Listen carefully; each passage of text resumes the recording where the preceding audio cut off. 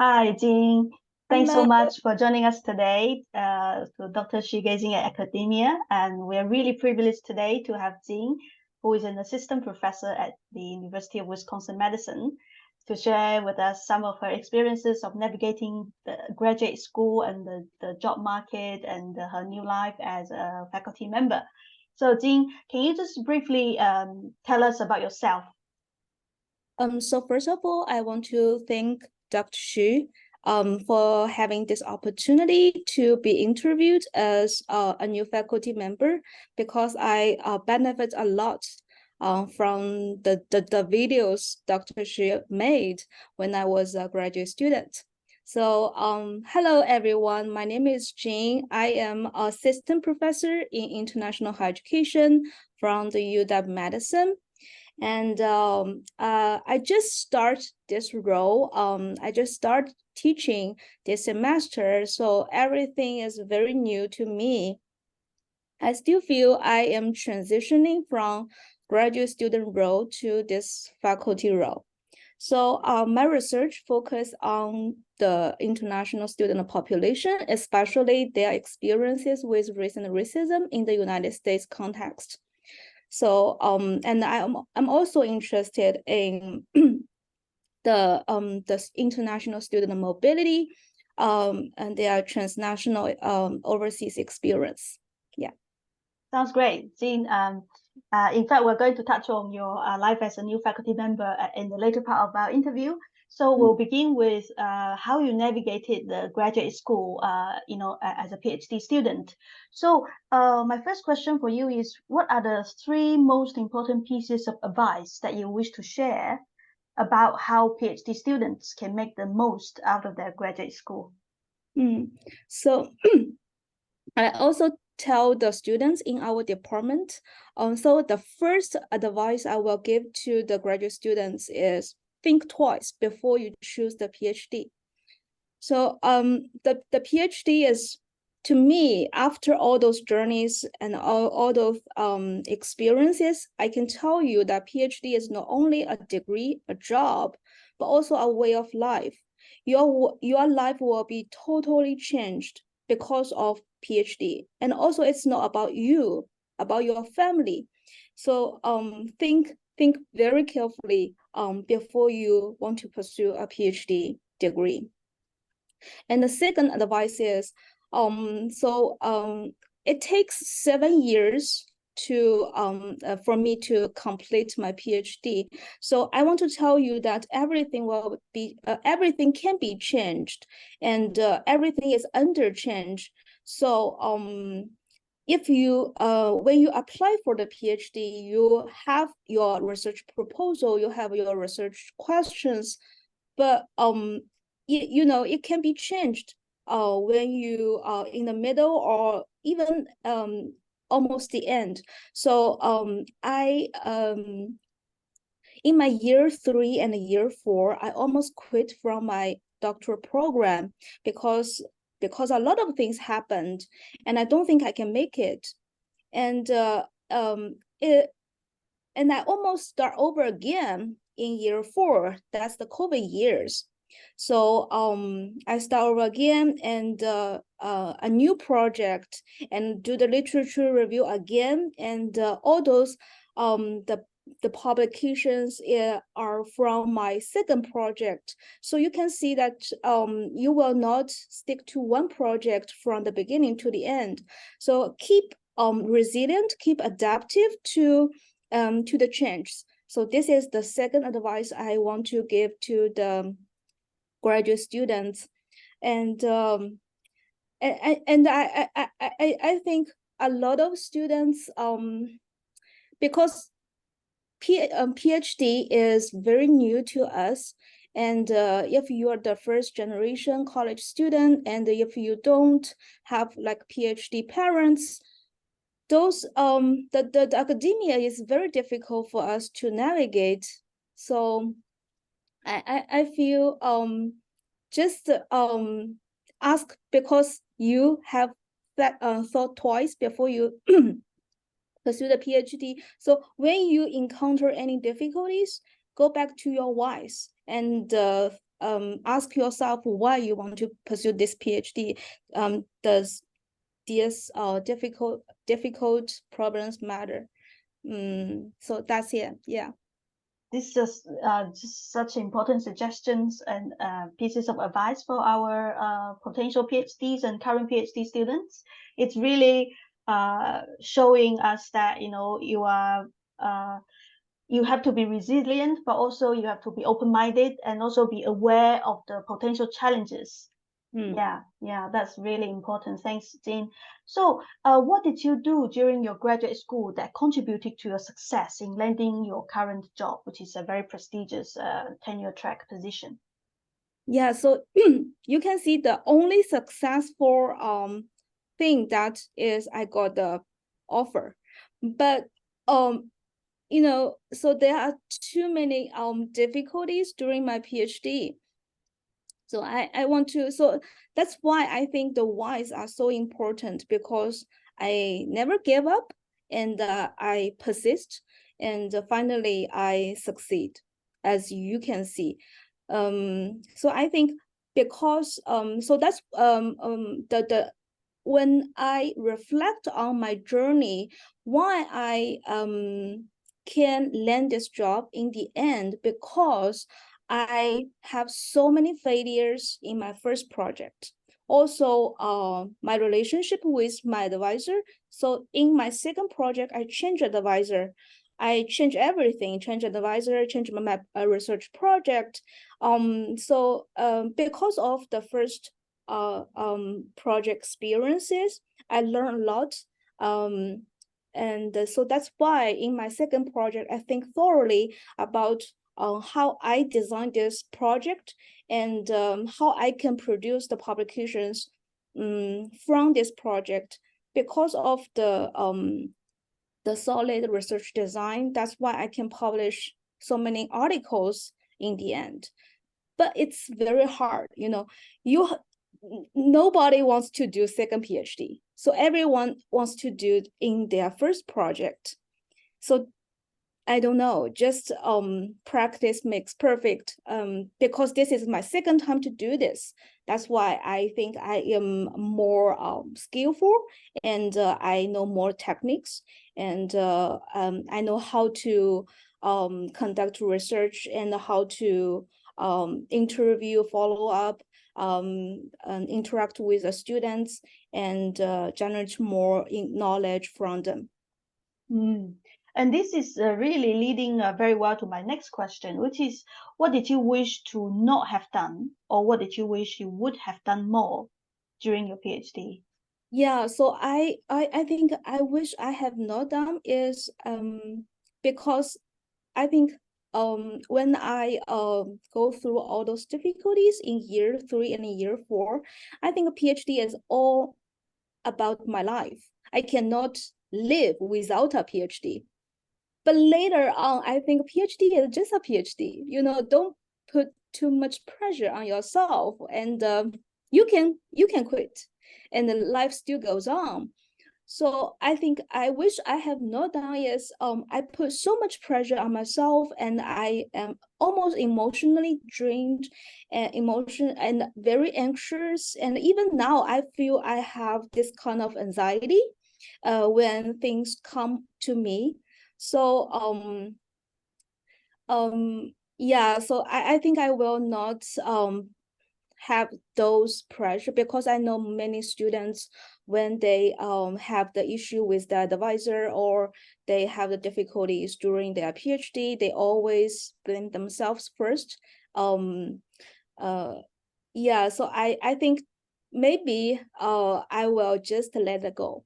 Yeah. So the thing is, I wish I haven't done, and the things I wish I have done is I also another thing I wish I would do it better is collaboration, networking, because in my PhD I always do the things alone, and I also feel very lonely in our department, because in our department I'm only the person to do the international higher education, international students, and no one is has the similar research project with me or similar research interest with me. I am not involved in any project that professors lead.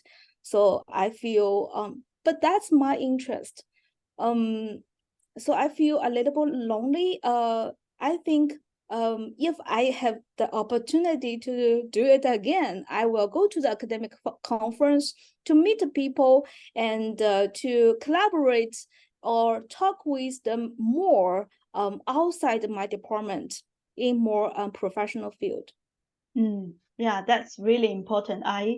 Now that you mentioned this, I also remember when I was a PhD student, I went to quite a lot of conferences and I personally gained, really useful connections, but also make some very good friends. And I think that also helped. Yeah, also saw the stories you wrote. You said you have a writing group, right? You always support each other through writing. And then I see that I don't even have a writing group. So yeah. Yeah, definitely. So it's like I suppose what you are really focusing is this sense of community that you felt that was lacking in your own experience, right? But I think it's very common among the graduate students because everyone has their own research interest or research project. It's very, very hard to find the people that you can talk with, especially in academia, because the things that we do are very difficult, and also we are very careful about the ideas, and yeah, so it's very hard.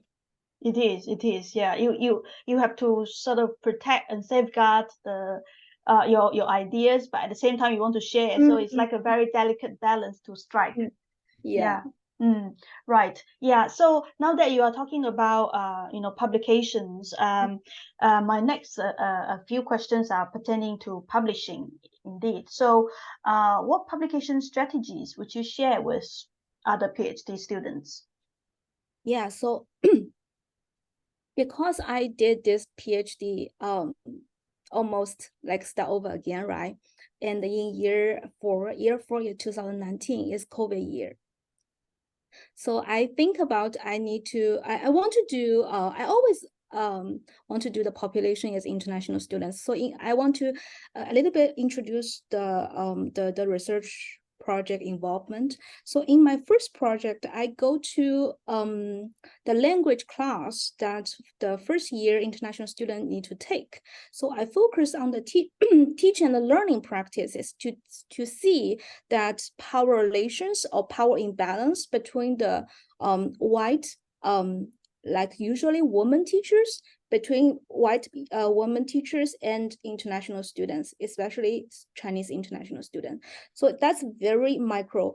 I focus on the teaching practice, how they interact, how power manifests through those interaction. And then later it doesn't work, right? So I start over again and I want to see more broad how the geopolitics, how the race structure influence the international students. But my population is always international student population. So in my second project, I will be more intentional to think about this dissertation as a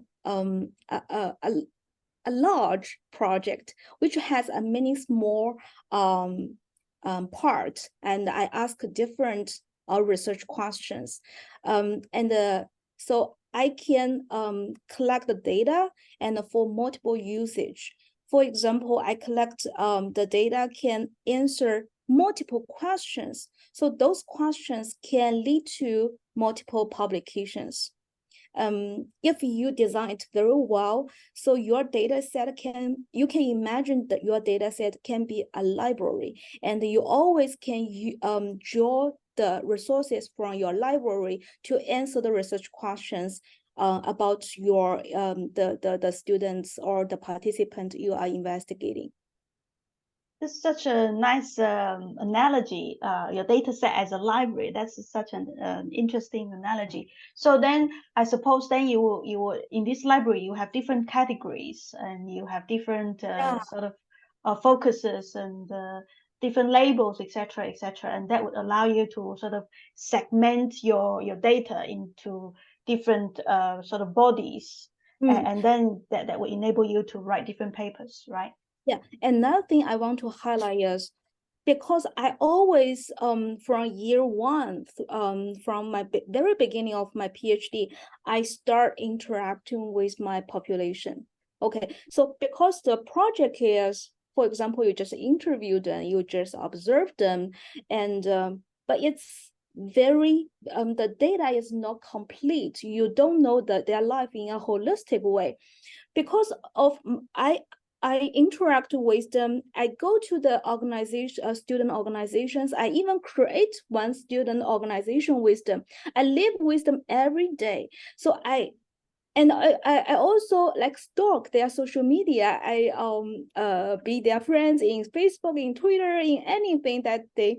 So I saw their life and I engage with them.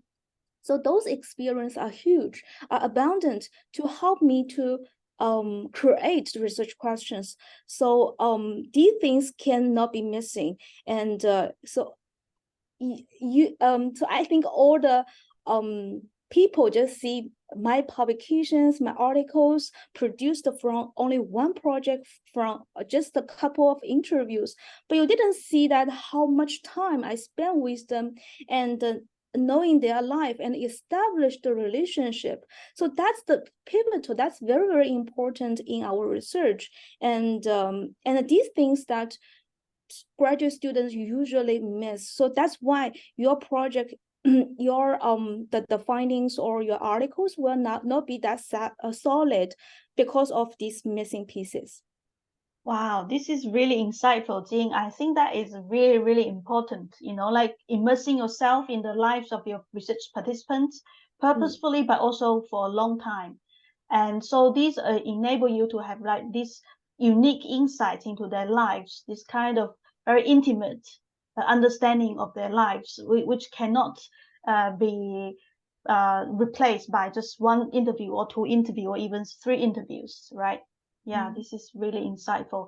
Thank you so much. So I mean, my next question was originally about how you could be so productive, but I think you already kind of addressed this question. But other than what you have mentioned, is there anything else that, or any other tips about being productive during a PhD? Yeah. So I have much to say on this part, how to be productive, because you need to be strategic in publishing.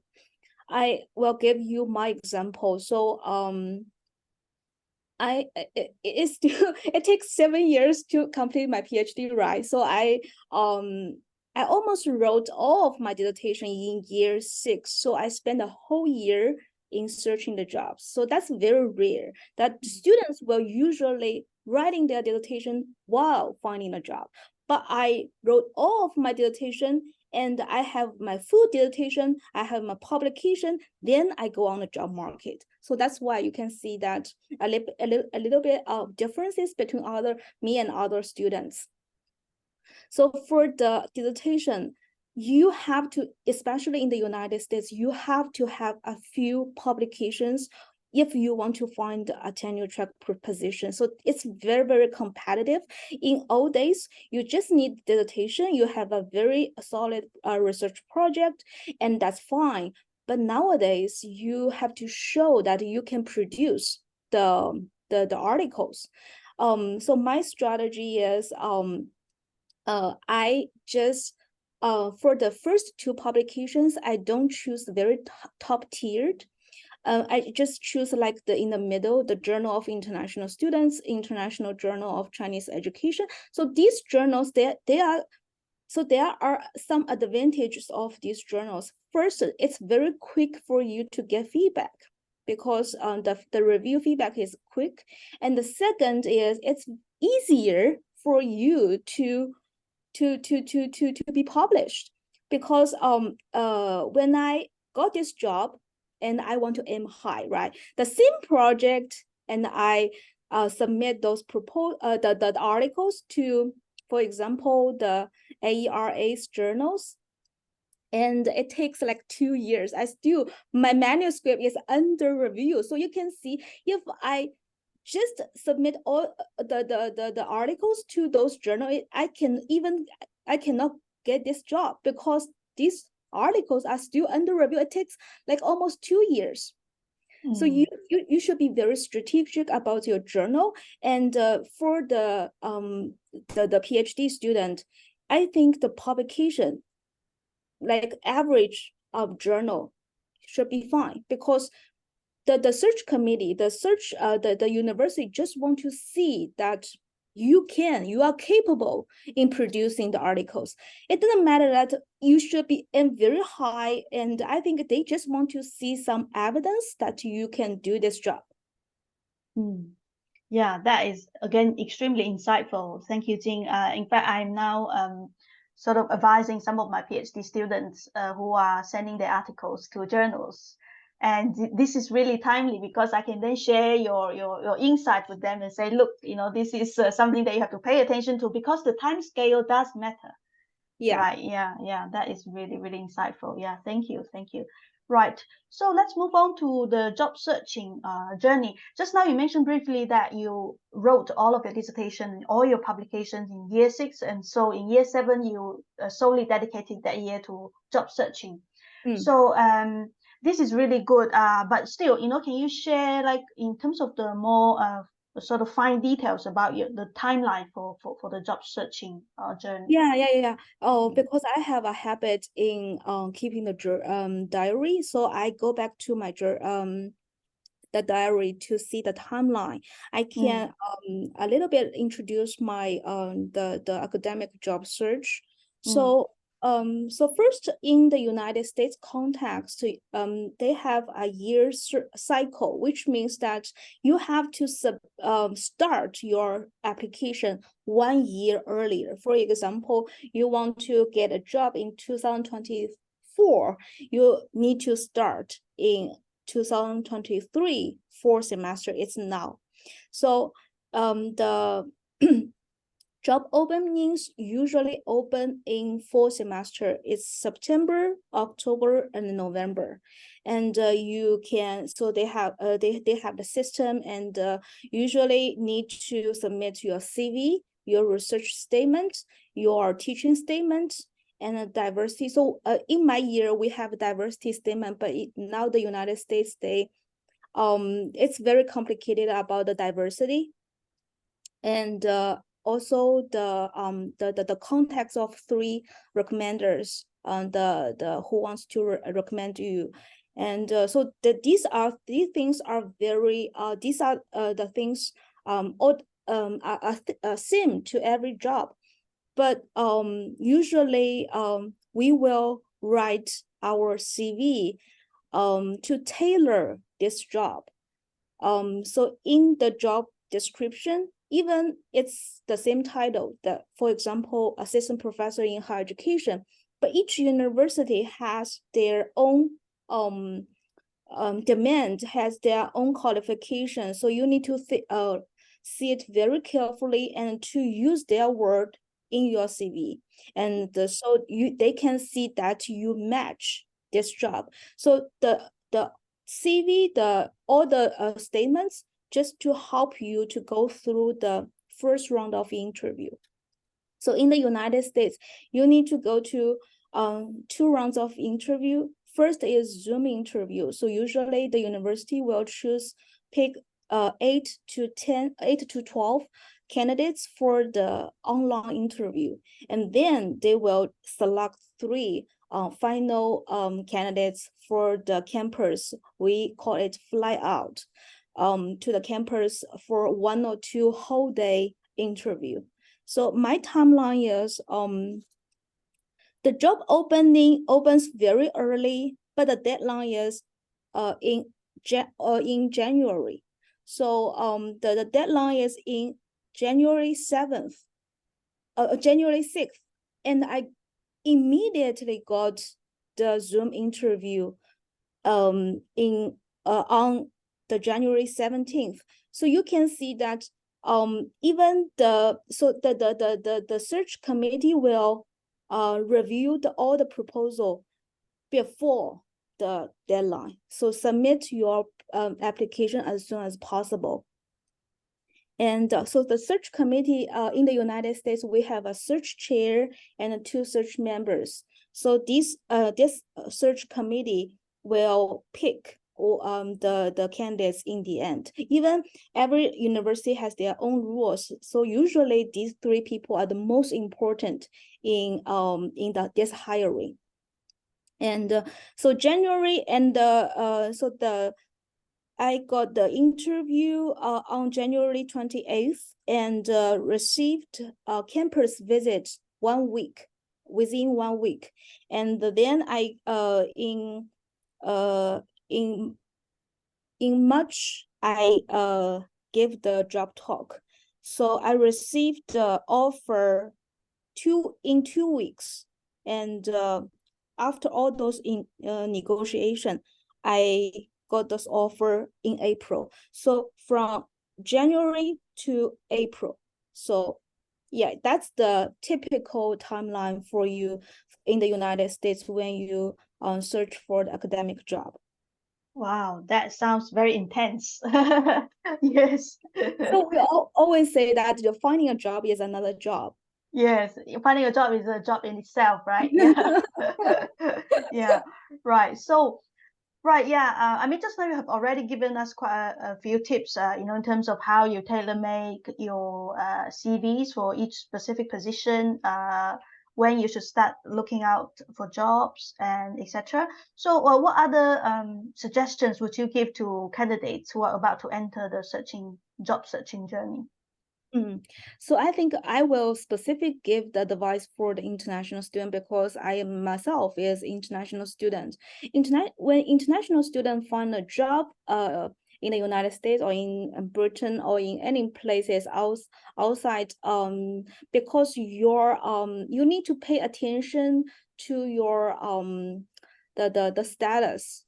You can live in that country. So I think for international students, it's more difficult because you not only need to think about what kind of job you are qualified, but also you need to think about how much time you can apply for this job, because after like in the United States, after the OPT, the 1 year, you cannot stay here to find. You need to go back to China to find a job here. But you see it's very difficult.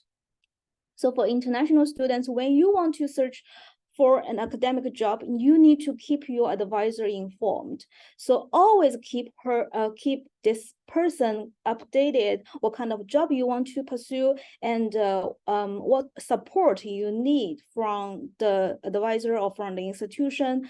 And always, so the communication is super important. So this is the first thing.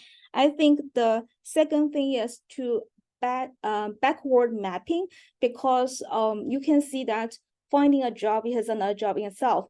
So you need to think about, so what year you want to go on the job market. So before the year you want to go on the job market, you have to have a little bit publication, or not publication or dissertation. You need to have something in your hand to be confident, to show your expertise in face of others.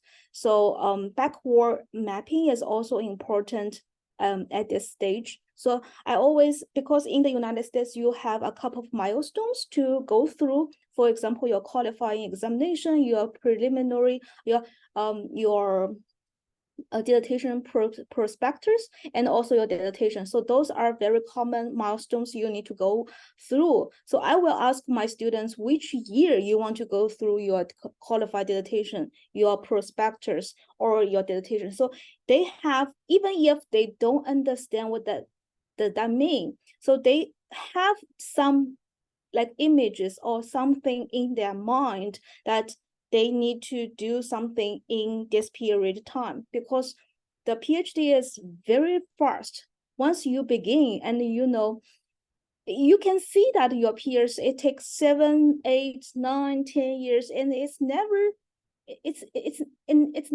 end. And so the time is also important. And also I think you can regard this job search experience as a way of networking, because usually we don't meet those people, right? But if you apply for those jobs, these search committee need to review your proposal, need to know you as a person, as a scholar. So this you can regard this as an opportunity, let others know you. And if you have the opportunity to be interviewed or to even on campus, you can just like introduce yourself, like use this an opportunity to let academia know you. Yeah, that is and I think this also would help you to not be so nervous, right? So don't just treat them as your evaluator, but also as your potential, your peers, Yes. someone who is interested enough in your work, so much that they invite you for the interview or even for the campus visit, right? So yeah, so I think that's really, really a good piece of advice. Yeah, right. So now that you have begun your tenure track position, I would like to ask you, what is your week like as a faculty member? So I just started teaching, and as I mentioned, so I think the faculty role is so different from what I have imagined. You always have work to do. So because I heard the faculty complain that they don't have time to write, and and that now I can experience that. I don't we have, this is already week 3. I didn't write anything. I keep emailing students, keep attending the meetings and meet people, and so there are so many things other than research. Yeah, so usually the faculty life, so I have classes on Monday and Wednesday, so it's 4:40 to 7:10. And I plan that they will be my teaching day, and the Tuesday and the Thursday will be my research day. I can do some writing, but because these courses are new to me, so I need to prepare. So I think I just gave up. I just this semester I will all devote time to teaching. That's it. Yeah. And that's quite understandable, because you were so new, and if everything is new, you really have to devote a lot of time and attention. But hopefully in your second year, you would find it better, much better, because after having taught the courses for one time and having gained all these experiences, you would feel better. Hopefully, right? So what are your goals and or aims at the moment? Yeah, so I think I had a very ambitious goal, because last year I got this job, but last year I don't have any teaching, so I can focus on research. So each semester I have my plan to how many proposals, because the funding is very important for faculty. So I plan how many proposals I want to submit, and a lot of things about revolve around research. So, but now I think my goal is just get over teaching and just keep keep my mind in a very healthy way. I don't think I can I can maintain that research productivity while you have 2 teaching roles. Yeah, just survive. I think it's my goal. Yes, survive. Yes. Again, in the first semester, especially, it's to survive. Yeah. Which is quite understandable and quite wise. In fact, I would say, eat well, sleep well. That these are very important goals too. Yeah. Do you remember when you in your first year as a First faculty? year. Yeah, so I suppose the UK is slightly different from the US. So when I began as a first year lecturer, I also, everything was new. So I also spent a lot of time preparing for my teaching.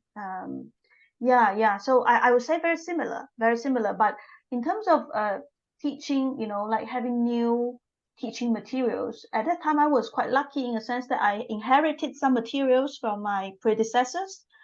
So I did not have to like invent everything from scratch, you know? Yeah. How about you? Do you have to write all the syllabus, everything from scratch? Yeah, I inherited. So one course was taught by another professor, so I inherit all those the syllabus, but I changed a little bit the readings because I think I have no, I think I have to incorporate my expertise into the course that students can benefit from my research.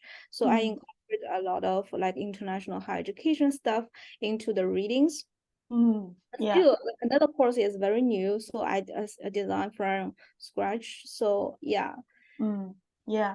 Yeah. So in my experience, because I also design new modules myself, and I find designing a module from nothing, you know, from scratch is extremely challenging. Yeah.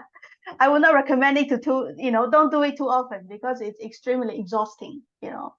Yeah. So yeah, I see. So is there anything else that you want to share with current PhD students other than what we have talked about? Oh, I think so the graduate students, when I was a I always reflect when I was a graduate student, because I am still transitioning. Usually I see myself so I told you, I think this the offer or the tenure track position is very unreal to me, because I don't think that will happen to me myself. It's not that the excellent students in my university, and people will be very surprised that I got an offer, because not many people will have this position in the end. So I think for most students, that I want to tell you that you just, you know, as Cora said, just eat well, sleep well, exercise often, and go through all those things. And those who loves best, right? Yes, indeed. Yeah. So just basically take good care of your own health, you know, live a healthy life, you know. That's very, very important. And then just persist, like what Jing has said, you know, persist and persevere, basically, right? Yeah. Jing, I would also like to ask you to share. So during your PhD, how many articles did you publish? Yeah, so from the second project, so far I have published almost 10 articles. Wow. Yeah, Mm. including so you can after you got this job, you have more time to think about the project. So I published one implication piece. I published autoethnography. I published a lot of things that you can think about, like a methodology piece, a conceptual piece. Not your dissertation will be empirical research, right?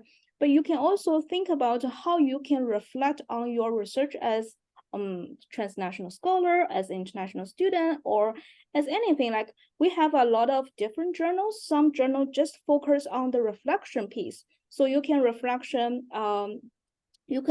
your experiences as a scholar, as a researcher, as international student. So they welcome those pieces. So these add up in like add up as 10. But I think you can think creatively and strategically to make this publication more.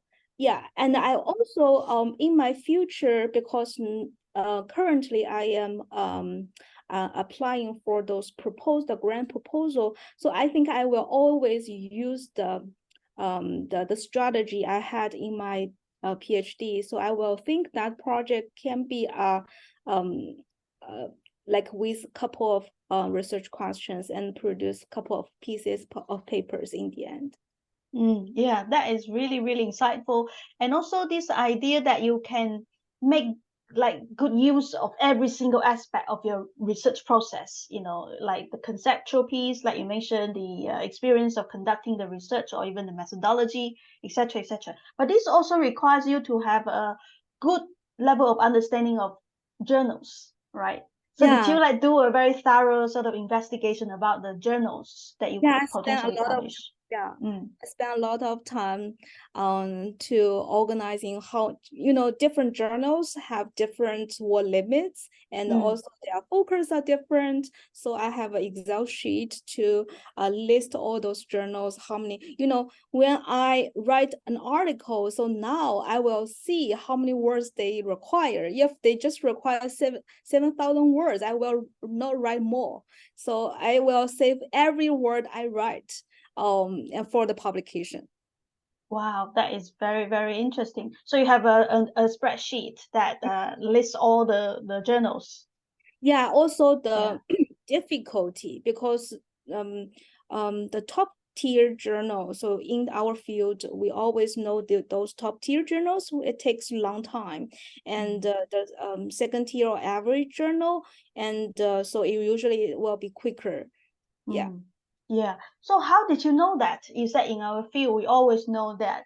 So how did you know the tiers of these journals, and how did you know the sort of turnaround time? Because just now, for instance, you mentioned, or for the Journal of International Students, or for some other journals, their turnaround time is a bit quicker, whereas for other ones, they are much longer. How did you know about this? I think this is when I was a graduate student, I don't know this stuff. I think every journal to me is the same. But after you got this job, right? So your department will discuss, and the also other department will discuss which journal is more prestigious, the prestigious journal, and also we will discuss the tenure case. So like in some departments, they have specific requirements that you need to publish in specific journal. So you can see that. So in our department, we highly valued all those journals in ARA. ARA is the biggest. It's like a BERA in Britain. So ARA's journal, all those journals are very, very prestigious in our department. I see. Right. Okay. Thank you so much, Jing. It's been such a privilege to talk to you, and you have shared with us so many valuable suggestions and ideas. Thank you so much. Thank you for this opportunity. I want to share more if you have specific question or any topics that you want me to share. Yeah, then we can invite you back to share. That's great. Thank you. Thank you.